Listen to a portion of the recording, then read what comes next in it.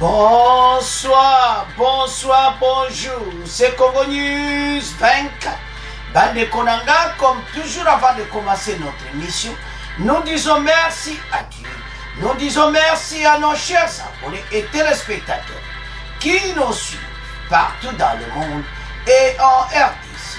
Bande Konanga, soyez les bienvenus. À la une, chers téléspectateurs, on va commencer cette émission Bandeko avec la coalition Fayulu Matata et Mukwege contre Fachi Bandeko. Balobi, leadership à Fachi et Zamalamuti. Alors Bandeko Bogoyoka l'émission est à Somo. Et puis Togoyoka sous ma question va tenir Kadima sur l'élection 2023. Tous à la connecter, Oyo Fayulu Alobi na Kadima Mawatru. Alors, Togoyoka, alors, tous à la connecter. Deuxième point chez téléspectateurs. Armée RDF M23 sont encore à Kibumba. Bande koba Rwanda bazaka kana Kibumba. Ba kosike ba quitter ti. Ba déplacer ba kuti bango samedi na ba bastion na bango à Kibumba. Tous à la connecter peut développer une émission na biso. Troisième point chez téléspectateurs. Kagame en danger. Les taux se resserrent autour de Kigali.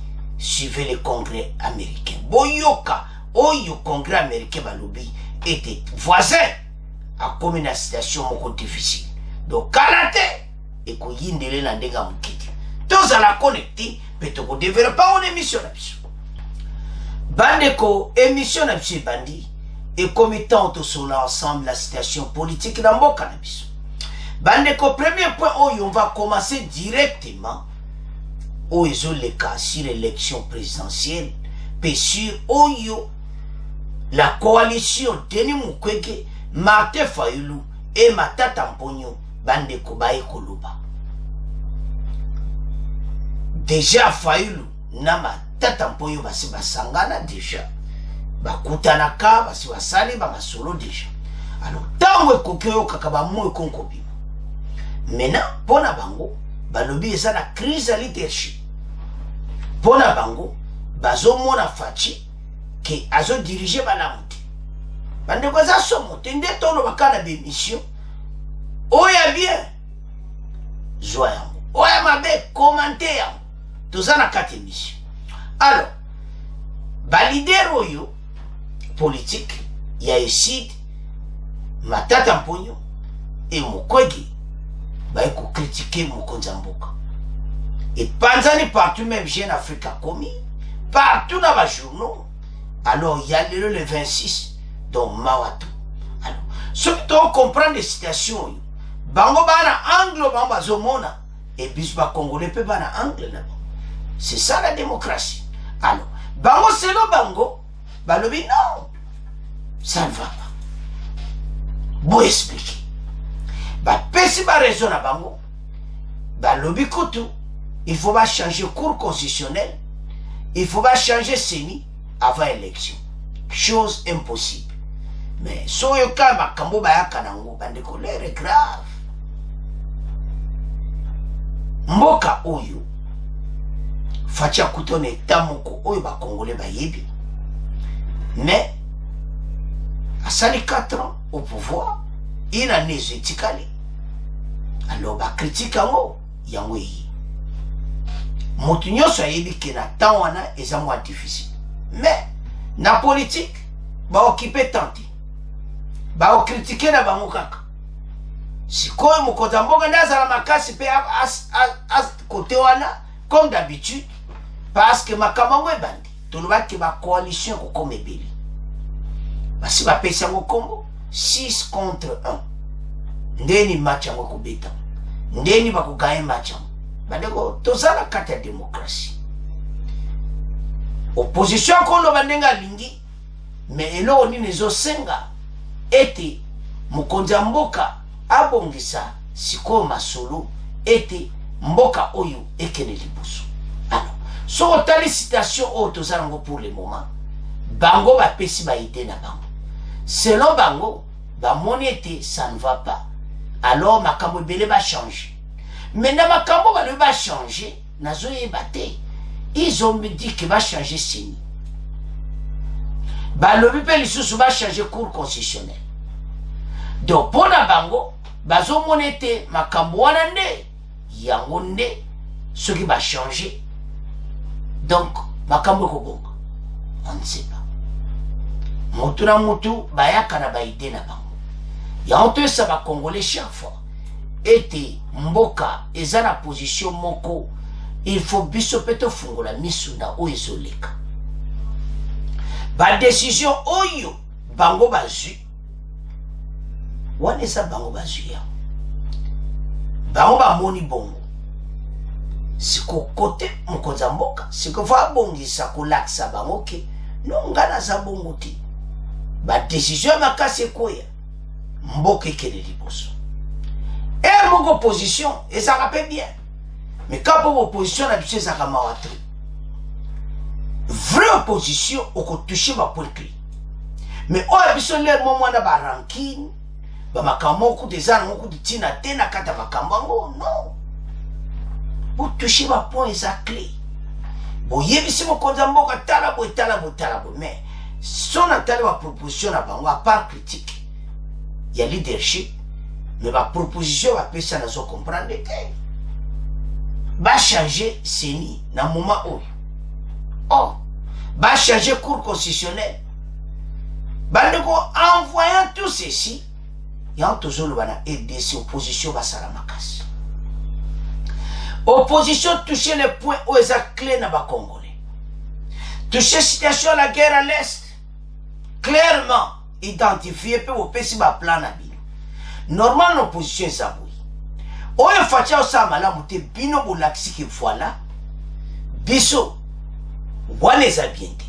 Mais pour la biso est aboui, boye. Mais chez nous on ne vient pas avec un plan. Chez nous on vient avec une critique. Parfois à côté, parfois en dehors. Et ça m'a trop. Alors, kakana pona tokoloba susi deni kadima. Makambo Fayulu alobina kadima mawatu. Toba ana na coalition Matata Mponyo, Denis Mukwege et Martin Fayulu o balobina fachi bongo to avance. Bandeko partout na ba Jeune Afrique et comment minango crise à leadership et tout ça. Donc soko talo lobi oh là là pays na biso. Toujours kende wapi. Martin Fayulu Matata Mponyo et Denis Mukwege exige la reconstitution de la CENI et la Cour constitutionnelle, l'arrêt de l'instrumentalisation de la justice contre les candidats présidents, notamment dans l'affaire Matata, mais aussi la levée de l'état de siège dans le Nord Kivu et Ituri. Dans une déclaration commune signée le 26 décembre, les trois personnalités politiques de la société civile se disent vivement préoccupés pour la RDC qui vit un des moments les plus sombres de son existence. Ces trois leaders invitent la nation à se réveiller et à prendre ses responsabilités pour ne pas être témoin et complice de l'émiettement ou la balkanisation de la RDC. À la suite, selon eux, de l'irresponsabilité du régime en place. D'après Martin Fayulu, Denis Mukwege et Matata Mponyo, le régime Tshisekedi viole chaque jour la Constitution et sacrifie ainsi l'intérêt général sur l'autel d'intérêts particuliers, mettant à mal la moralité publique et privilégiant les recours à la corruption, les détournements des deniers publics, les clientélismes et le tribalisme et le népotisme. Ces responsabilités expriment leur profonde inquiétude sur le caractère non inclusif du processus électoral et condamnent fermement des violations systématiques des libertés publiques garanties par la Constitution. Pour eux, le dernier arrêt aurait par la Cour constitutionnelle dans le dossier du sénateur Matata, en violation de l'article 168 de la Constitution, en témoigne en suffisance.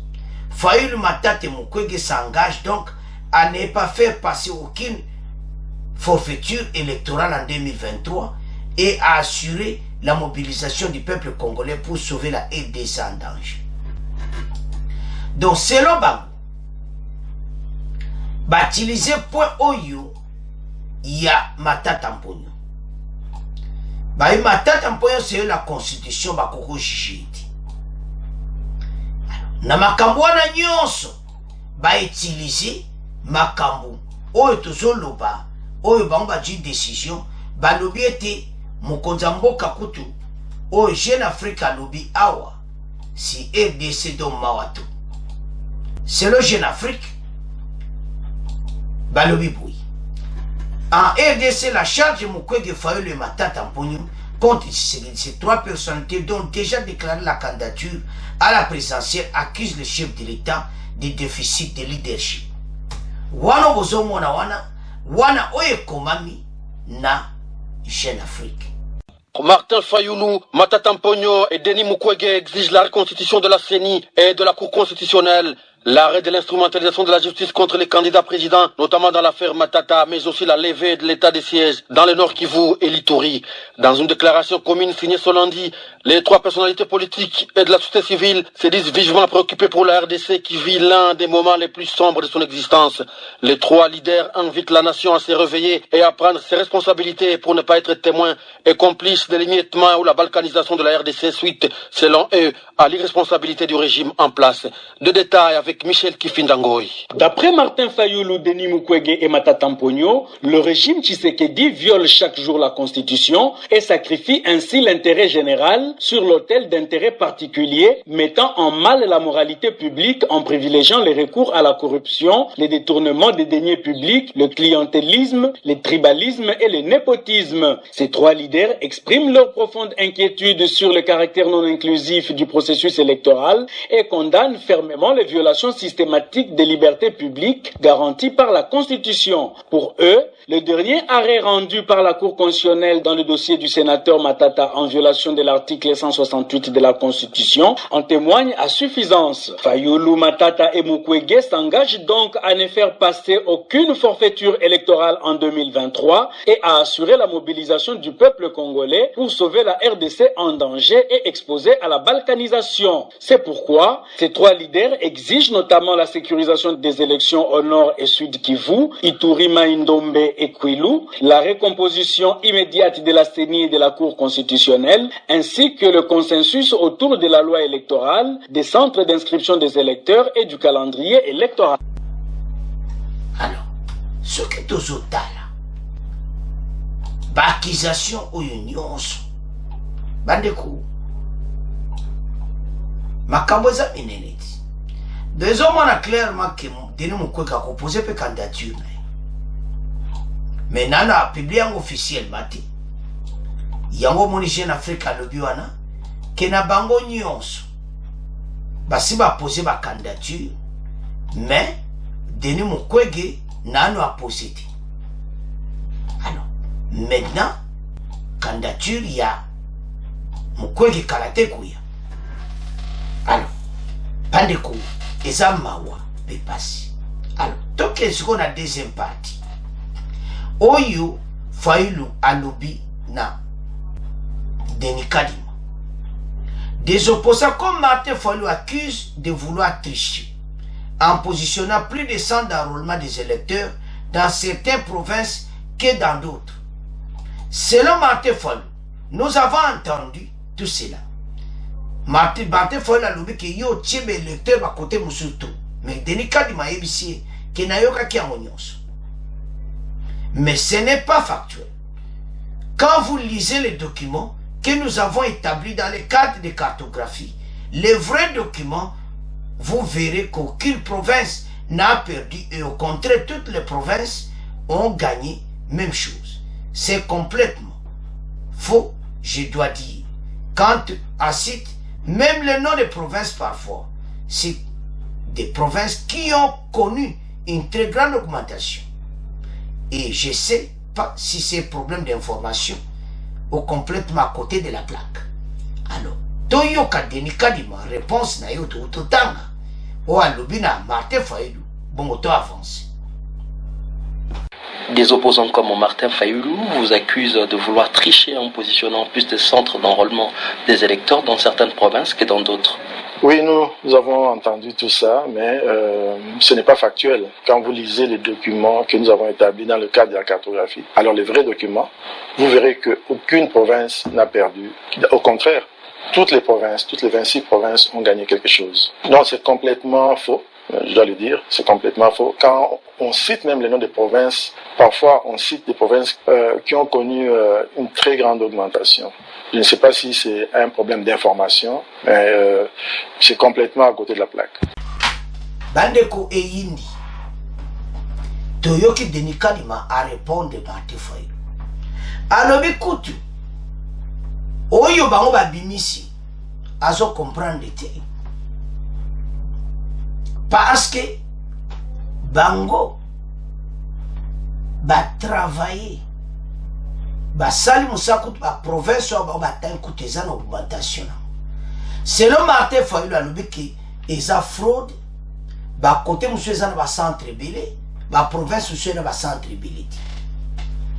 Donc alobi déjà one eza fraude.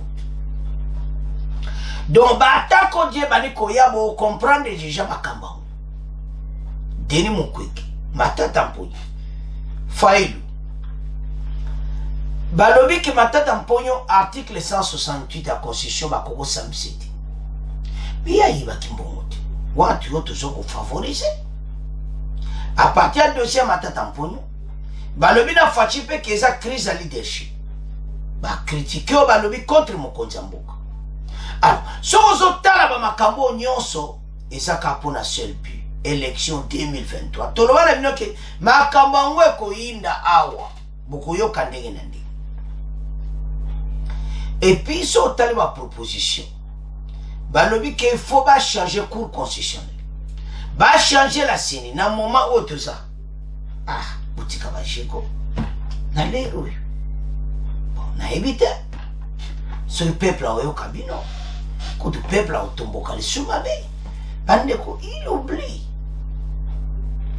Et tes populations, c'est à comprendre, bah, opposant Nabiso Congolais. Et le mine de Komoko en RDC, il n'y a pas d'opposition.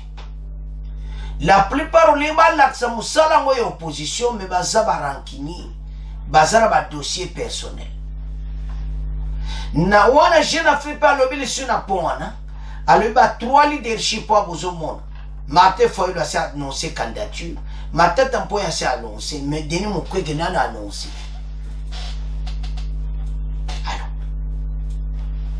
Alors, le dossier à balkanisation. Mais on est fort et zo salamati. Il faut comprendre les banques. Tous en la démocratie. Donc, so taliba makambango. Au moins qu'il y a un mokanabiso. Le complot se prépare. 6 contre 1. Match en en décembre nini décembre 2023 dans un an. Et koyinda mote kopela toyoka. Mais là tout le beza moko. Que Denis Kadima abani musala quand même bien. Mais opposition bazolo bakeza pena kitoko te. Bazo mone le côté. Donc il n'y a rien pour la bango. Voilà la situation qui se pose. Le collaboration est le côté. Qu'est-ce qui se passe au juste? Alors, Ezama Wabani. Tout ce ça va congolais. Et te match oyo. Ndenge bandi. Ba congolais bo telema pona mboka. To pesa bino mutu boko voter te. Mais bino mo botala nana zo sala musala bien. Nani oya ko diriger mboka oyo. Est-ce que azamona mboka 100%? Est-ce que à diriger Mboko Manam? Parce que Tolini Berera les passé. Botelema pour l'intérêt de la nation. Badeko, makambozo ya minene pour la président Rwanda. Akona ba problème sérieux. Ba plan n'enyo ce tel mais a dévoilé. Congrès américain. C'est resserré. Donc makambozo ya kaminene. L'État se resserre autour de Kagame. N'est pas mon titre. Donc, il y a un problème sérieux. Mais on est à point. Alors, pour l'élection 2023, Martin Fayoulou a tout mis Kadima. pourquoi dans la province monsieur eza ba centre belé province monsieur eza ba centre té donc eza osé préparer fraude to comparer nos centres à Kwilu na Kinshasa eza monene comment ba province à Kwilu et que eza ba centre belé de Kinshasa et c'est one eza fraude donc ceux qui tozotala ba scénario tozomona non bateau bazana problème sérieux mais oh bazoluka et kozala mawa trop bakoresite mais tozoyesa bakongolais ete match eza na kana biso nde totelema pour l'intérêt de la nation tolandi kadima wana kadima alobi ayokaki makambo Martin Fayulu alobi mais eza bafaux masolo eza ndeo kutu les provinces ont cité de Kwilu kuna kutu batu bayaki ebele mais ba bazolo ke Kwilu ekoza la centre mais tant gouvernement lobi ke kimi ekoti na Kwilu centre ça mabe wapi Fayulu lobi kwa nezali kana yi wana bino bona ebite parce que selon ye azam albi wana ezali azamu takoki ko bon watu tike on a bien alors maintenant Martin Fayulu a critiqué Seni qui va se préparer la fraude électorale et tout ça. Bazo ganga ndenge mogodo so yoki baza agiti. Ezamawa. Voilà le dossier. Tolandi wana na mutu na ye oyo Luc Malembe aleka kipena. So bolana ede kombo yokaki. Ye pas lobika la même chose. Baza ko ganga baza agiter l'élection. Maintenant to comme une élection te batwazo bomana. Voilà la situation. Alors, les Congolais, bota la dossier oyo, to voter nana kota msamboka bien. Moma oyo, coalition osoma Matata Mponyo, Mukwege et Fayulu, élection présidentielle. Batake bandi. Tout ça la démocratie baza libre, yakolo. Yonde, pesa message à Kitoko, tia ba commentaire na yo, pour peuple à comprendre, ala. Donc Machango est bandit déjà un an avant. Bon tant que pour ça. Et ça somme, tozalia wana bango, toko tika batebelete, o ba nga ba diranger ba samboka. Biso ko sana bango maili. Alors, bande konanga, c'est à ce point comme tika premier point, to comme kende na deuxième point. Bande ko to komi na point na biso. Oyo yindi. Yango ezo salanga mawana point oyo. Bandeko, RDF 123 n'ont pas quitté Kibumba. Baye ba constitution de ba grave scénario. Ba kosi batu. Ba publicité. Mais na félicité FARDC et général le Kenga ko le bango rapide. Keza valeur na bango. Ba publicité zangati na pas ko trompo opinion internationale. Et maintenant, l'heure est grave. Donc, bah quitter na bango qui bumbati. Les déplacés, tant ba nga bazonga ki bumba ba kutani na M22. Makaboza ni nene. Ba le bilo kone zaboui. Mais biso to kozonga li susute.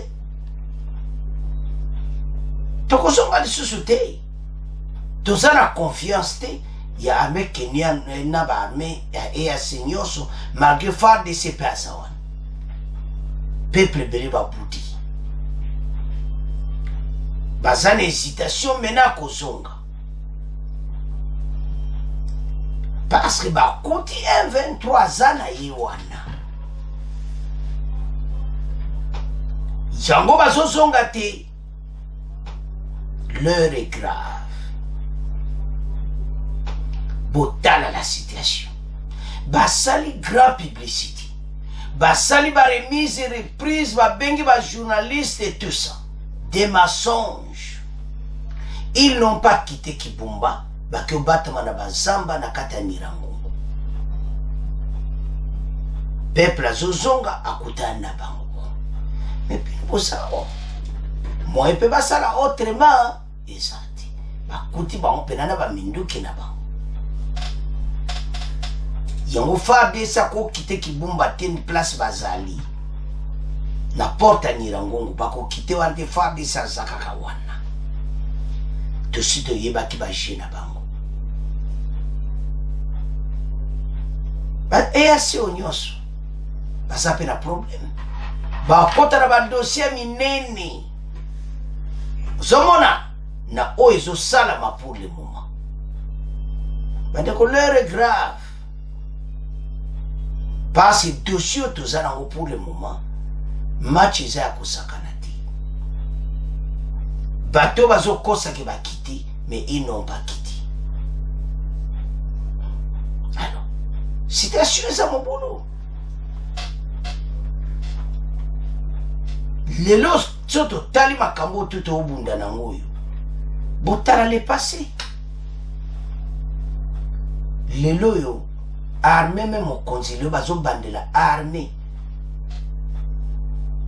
ce qui est armé zalaka makasi makambo to vivre moda mais ba konjo bazaki libosa so nota matata mponyo na premier point azonga poser candidature matata mponyo sala nini armée on le komi boy bino bo diriger mboko pendant plusieurs années matata mponyo vous salez le côté mais lelo bozo ya ba critique pour l'année la premier point mais tala armée on fatia kutaki bazo bande la armée makambo za minene ils n'ont pas quitté Kibumba bazai kokosa peuple akutana na bango peuple alobi en tout cas ebele bakozonga na bango te tozala to souffrir kuna pla toza ke toyawa soit disant ke bango bakite makambo za minene bandiko armée RDF M23 sont encore à Kibumba. Les déplacés ont confirmé avoir vu RDF M23. Nord Kivu, 3 jours après la cérémonie de son retrait, les M23 encore à Kibumba. Des déplacés qui tentaient de regagner leur village, groupement Kibumba dans les territoires de Nirangongo, ont affirmé samedi 24 décembre avoir vu les rebelles de M23.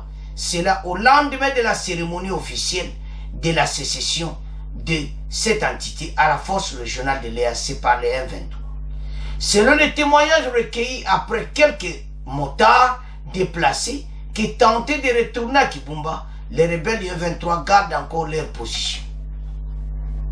Ces civils affirment avoir été renvoyés par des hommes identifiés comme ces rebelles rencontrés, entre autres, au marché de légumes et vers l'ancien bureau de l'administration du territoire de Nirango. Cette situation corrobore les propos du porte-parole de l'armée qui, samedi dernier, qualifiait la cérémonie de session de Kibumba à la force de l'EAC une simple publicité de M23 pour distraire les Congolais et la communauté internationale. Bakitete! Persi bambo télévision de Kebakete. Aventure. Ces faits sont confirmés par certains acteurs de la société civile de Sake, de Kichanga, dans les Massissi. Selon ces derniers, Kichanga, par exemple, passe ses journées de Noël dans une cause généralisée. Cela à la suite d'une présence renforcée depuis jeudi des troupes M23 dans le gouvernement de Bichucha, dans les zones de Karenga Gangi et le parc de Virunga. Batondi bango nyonso kuna. Botala batu oyo balobi ke bakiti. Nana ko croire bango. Ils n'ont pas quitté. Ozomona. Alors, population, pas de retour de la population dans la zone de Kibumba. Ozomona. Parce que bamoni comment bazaki tabasi na ba 123 bakuti bango le suna nzela mais basepelite babimeto kozonga ndenge nini bato oyo ti siko bazaka kawana ozomona peuple alobi ke akoki kozonga te D'abord, ils ont été tabassés par les M23. Babeta Kibango, Bakozonga Ndegenini, peuple azan hésitation. Vous avez parce que ba propagande na bango lelo yo et c'est Yeman Keza Lokuta.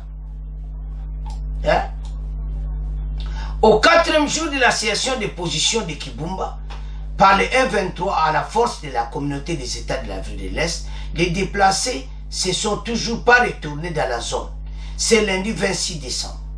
Le plus courageux qui tentait de s'y rendre dimanche disent avoir été tabassés par des hommes identifiés comme des rebelles du M23. Selon le président du comité des déplacés, les quelques déplacés tentés de regagner leurs habitants Kibumba auraient été fouettés par les rebelles qui sont encore visibles dans quelques villages et dans ces entités. Ils sont là. Siko. Tokoloba ni. Monma kambango tozoloba. Bazaka kawana. Bazaku tukupe peuple moya zonga ezati. Mozomona. Ba aventure yana félicité général Ekenge na FARDC ba lobela wana avance kezaka ka publicité ba kena bangoti. Ba sabotana wa makambo ba signé. Ils n'ont pas quitté. Tala Soni Mawa Oyo toujours vivre pour le moment. Mais si Koyo et comme état Oyo va continuer à réagir autrement. Zomona bazo l'examen to ba parce que peuple pas le ba ko zongati. Ba beti ba musula nzela. Na banani na bango bato le ba quitter mais bazo beta peuple. Situation to zanango et comme ba konzi ba telema pour l'intérêt yamboka.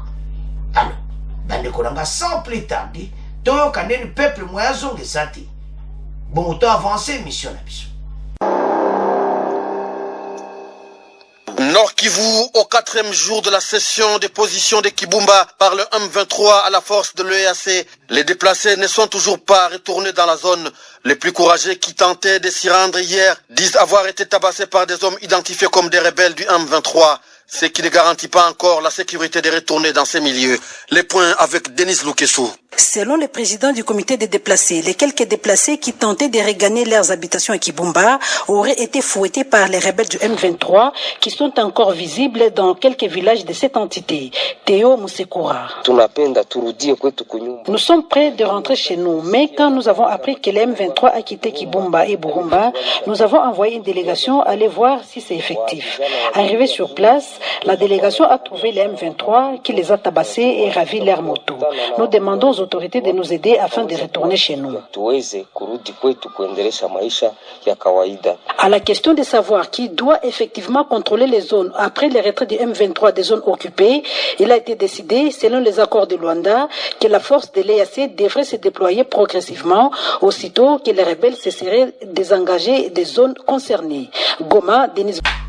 Bandeko totangi toyoki bakitete peuple akutana bango kutu ba peti na peuple ba fimu o bazozonga parce que ba moni bango yango farde sazaki prudent ko lubango directement ces gens bakitete ils sont toujours là, ils n'ont pas quitté. Situation est anormale. Mais c'est bon, on va quitter, mais va quitter. Ils sont encore là. Ils ont bête la population. Bota la situation au fond. Même bato EAC, il y a comme un problème parce que Bango P va échouer dans la copo bazake nango. Bango P maye le sili Bango. Parce que bango pe banbaya na moi complot moko boy. Mais dossier à Luanda et sukisi bango. Wana ndeza clé dossier à Luanda. Ba quitter ba territoire nyoso. Osomona. Ba force à EACP ya otu to zawolo ba tala ba ndiko tova na nye. Bango pe ba sambui. Ba basali cérémonie balobi pe que voilà force monsieur kozalaki kibumba te bango et tout ça FARDC aza na kibumba toyesa bakongole libela baza na kibumba pas dans les centres mais baza na côté oyo po ya na Goma bavandi wana bakotikala jamais kolungwa wana baza wana zomona peuple azozonga akutani na ba M23 babata mibata do baza na bango nanu wana nde bolani na extrait wana basengi na gouvernement barenforce kota Nyirangongo frontière na biso na Rwanda barenforce FARDC kote wana makasi tozala kidiba te makambo oyo bokoyoke kokoma barealité tala baforce oyo ya régional toyesa bino libela ezanoka inya rien biso nde tooprofite tozotonga arme ezalaki ya kokufa toyesa bino ka vérité baforce oyo bakotika koede biso te bakonza mboka baasage kote wana parce na ndenge arme ezalaki mbeli tokoma na kao moko ti bato bani baforce me ti na Goma mais comme étant otunga arme bandeko bokoza na ba arme ndenge ni soka arme ezoorganize te eza pasi boyebi ezosalama pour le moment te na kati ya FARDC boyebi oyo baciboyo bazosala te toza na assainissement ezocontinue arme ezalaki mawa tro bokosola mino ba arme makasi mais arme fo ezala organise ce qui n'était pas dans notre armée na biso tozalaki organise te maintenant bazosorganize na ndenge ya makasi bandeko na oyo totangi wana bocomprendre clairement ke basambwe bango nyonso bastratégie ya bakonzi ezalaki clair et direct makambo balobi yango esalami le général Ekenge alobaki bolana na émission alobi ete eza simple publicité pour tromper opinion internationale na ba communauté congolaise bake na bango te oyokaki ese que bango baza wana FARDC aza quelque part boye pa FARDC aza tovandanie FARDC aza quelque part oui ndenge mokonzi ya EAC aza na kibumba mais quelque part toza mayele na bango bakonzi baza prudent botia kolanda ba information lokuta que biso toza te na kibumba et tout ça c'est des mensonges boyoki te wana siko peuple amoni M23 amoni bango bakite kibumba te bo biso de FARDC tokotika ba tokite kibumba non biso za wana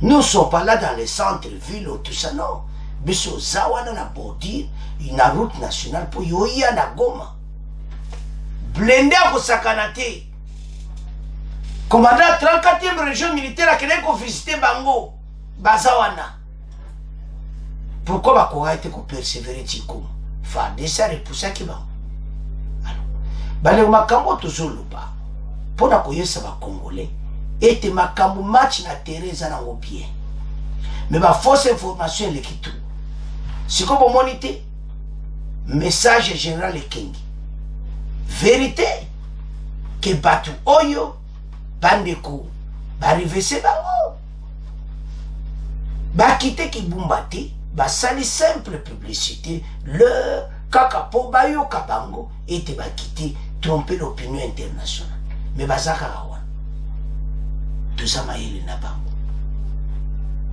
maintenant dossier toyoki na extrait wana peuple azobanga kozonga alobi akozonga te bolami babete ya mosu bashikote fimbo na ngondo moto azozonga pona nini po bamoni bango d'une manière d'une autre kokende koloba te peuple abomba nalia ngondo menake koloba peuple alobi bango babata maki mais peuple azoya na moto amoni bango na ba côté wana moto efandi sur la kata kibumba na ba village batala po mais ba F23 bango yo yaka wa fimbo ba beti bango ba fimbo nde baza ba revise bango na ndenga mokiti. Donc toyeba eti situation à l'est ekosuka kaka na bitumba ya kubengana bango na makasi. Force aliasi otuba osala na yebite bakusukela na munde yini parce bango mope bakomi na problème. Bango pe na kati ya remise et reprise bango pe basala ki discours. Mais pas tant que ça discours baketi. Au moins force ESP bakomi na problème sérieux. Bandeko ba manœuvre nyonso ya plan ya président rwandais a dévoilé. Et il a un problème sérieux na ba américain. Alors, bandeko nangai ba kite na bango kibumba ti. Fa DCP azani na kana kibumba mayele na bango. Po ba ko ba dusula. Mais ba konzi pour protéger frontière à Nirangongo très bien contre l'infiltré rwandais. Alors, c'est à ce point to comment clôturer deuxième point, to comment qu'il y a troisième point. Bandeko to komi na point na biso oye yindi les taux se resserrent autour ya présent rwandais. Maintenant ba comme landela yimo ko en personne sur oye salamaki na RDC et puis na ba dossier mosusu ya yimo ko na Rwanda. To yebisa binete bato ba yebi koma kozwa mutu. To kena malembe to mena ko expliquer oye salamaki na RDC après oye salamaki na Rwanda. Ma RDC massacre Kishishi. Balobi bazo tala pour le moment basoula Blinken, le secrétaire d'État américain, pour la présidence rwandais, asa responsable sur le massacre wana ou salamaki na mboka na biso. Le Congrès américain bandi mena ba session pour nango. Donc situation eza mobulu pour la président rwandais. Ba massacre qui cherche plus de 300 personnes et puis bazo continuer ka koboma o nyonso bazo sala l'est ezo yera bango kakangai na nouveau rapport à ONU o yebimaki na ndenge nini ye azaki impliqué na komema ba soda na RDC baki commettre ba crime makambo yo ekena toujours na CPI. Président Rwanda zo koma na problème sérieux na dossier à RDC. Et barako matsela ye ko yela yengai. Dandenga mukite sur kaka ba koltanga ho. Le kola ya koma premier exportateur ya coltan, moitié producteur ya te pas ça kana mutu. Ya koma premier pays exportateur de coltan. Moitié kabiso ezati. Mais c'est le système qui a commettre des exactions en Bokanabiso. Maintenant, le Congrès américain réuni, bazota la dossier naïe et des citations à Moboulou. Et puis le secrétaire d'État américain a le problème, il y a opposant Oyo Bakangakaye, opposant rwandais, oti le loi à la prison, Makamwe Pelé, pour Oyo Ndeni. Il y a droit de l'homme na Rwanda. Donc, il y a deux dossiers. Le Congrès américain va avoir un dossier à RDC, un dossier à Katia Rwanda. Il y a droit de l'homme, ce que ça respecte. Et la colère est grave. Makambo oyo président rwandais a commis nango et yeli engai. Ya yebaki te mutu nani yazo confondre ou bazara confrontation. Il ne connaît pas le président Tshisekedi. Nous avons dit ça dans l'émission Ebeli. Il connaît le président, ex-président Joseph Kabila. Mais ayebaki président Oya Sikoeti. C'est pour cela qu'il a des problèmes sérieux. vitesse oyo ayaki nango ya balkanisation ezobalukele na ndenge ya mabe. Donc situation ezokomele na ndenge moko mayele ezosila ye.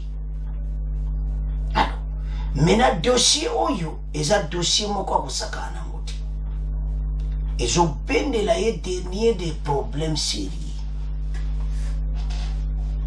sur est d'abord, après notre dossier intérieur à Rwanda. Donc tanga comme d'habitude, parce que a commis donc mené au moins que yemoko kalate a comme une situation moko difficile. Le président rwandais est en danger pour le moment. Dans ma comme na congrès américain, baluba so sur na département d'État pour la landela situation à président Rwanda. Totanga obalubaka makambo eza minene awo.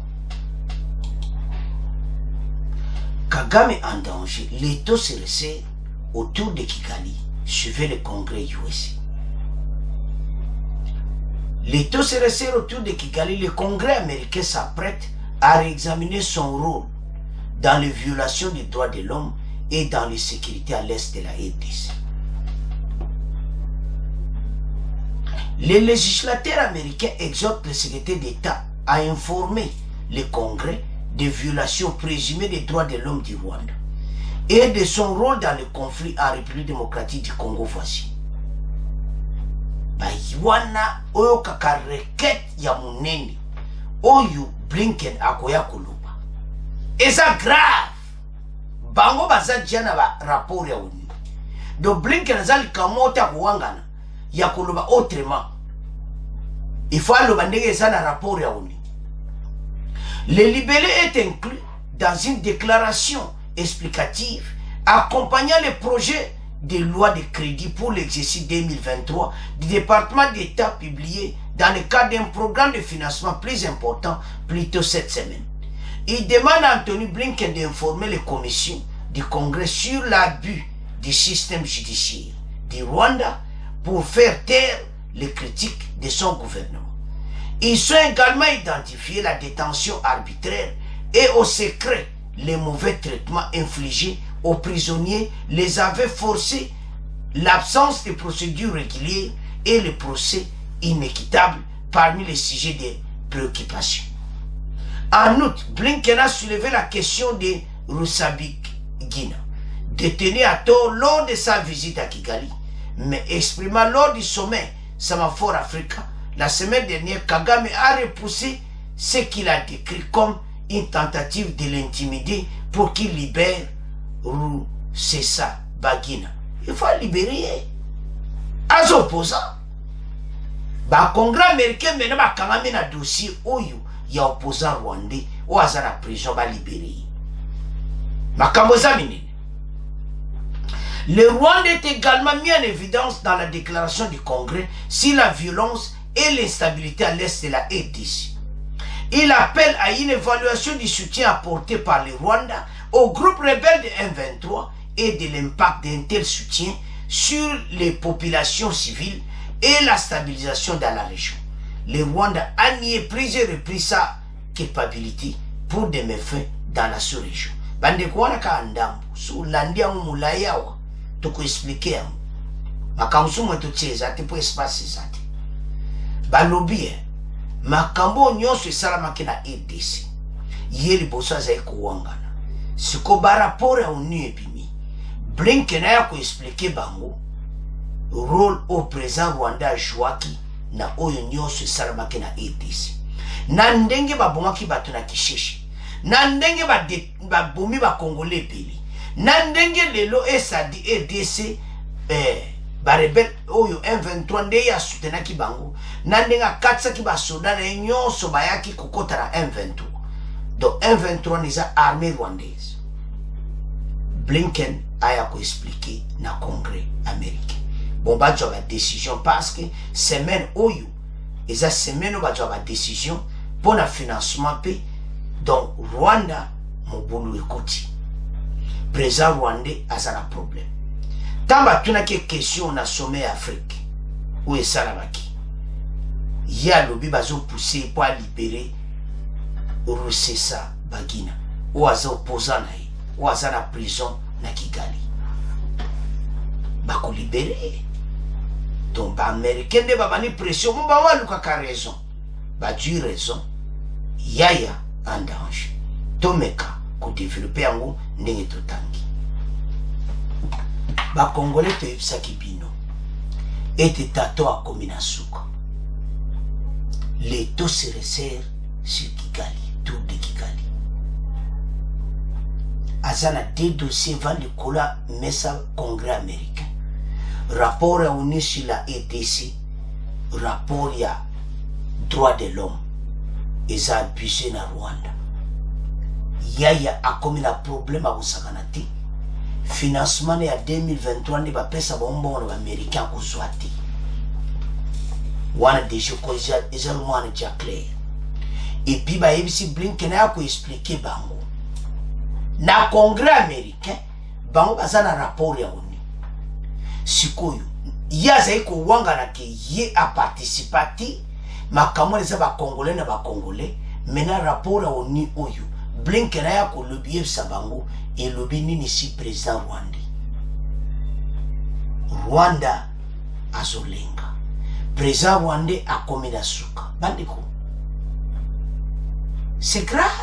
Parce que les taux se resserrent. Parce que pour le moment, dossier, le collègue met ça dans un rapport yaouni. Blinken a okos. A oloba ndenge ça. Ndenge rapport et lobby. A katsa ki basoda rwandais. A même ba uniforme. Amaki ba munitions na ba arme oyo ba bomi ba Congolais. Ba arbo ya memaki yango ne massacre kishishi isana. Botala problème à président rwandais. Bande colère grave. Président rwandais a un dossier oyo aoye batendeni ya ko avancer na dossier oyo. Makambo eza minene na ndenga kosakana te. Azoluka ndeni dossier akene nango gauche droite. Et ça somme. L'heure est grave. Soko tali makambo titi. Olobi non. Makambo za minene. Citation tozanango. Et ça que Kigali mena dossier eza na congrès américain. Tango ba lobby eza ndenge wana. Bazo traité exercice 2023 ndeni ba pesa kape ba financement ndeni ba pays oyo et kozo ba situation de ba sanction et tout ça. Congrès américain va ko décider. Ba législateur américain tant ba ko décider situation pour na yaya bo pia. Makambo za minene pour na président Rwanda. Ba expliquer comment yé ayaki na EDC na ndenge ba commettre ba crime wana nyonso. Oya wangani ki ba fabrika kya. Rapport ya oni oya EDC ondimite boya oni kene ko wangana ti. Bandi ko président Rwanda un dossier sérieux et maintenant makambo komi minene. To yepsek binete le président Rwanda ayebi mutu yazane en face. Il ne connaissait pas le président Tshisekedi. Azo sutuka.